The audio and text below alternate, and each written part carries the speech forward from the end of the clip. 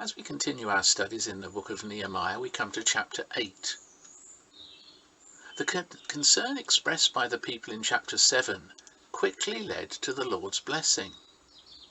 Thus in chapters 8 to 10 we have a description of the spiritual renewal that followed the attempts by the people to order their lives to the glory of God.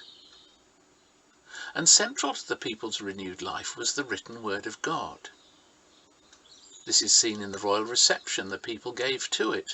They stood, we're told in verse 5, in the attention they gave to hearing and understanding it, as we see in verse 4, and in their great desire not only to know the words of God, but to understand their application, which is emphasized in verse 7.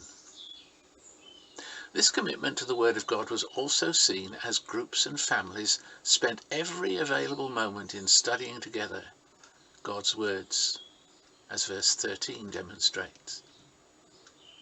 Now we notice that 4 things resulted from such wholehearted commitment to the words of God. Firstly, the people knew both sorrow and joy, as is referenced in verses 9 and 17.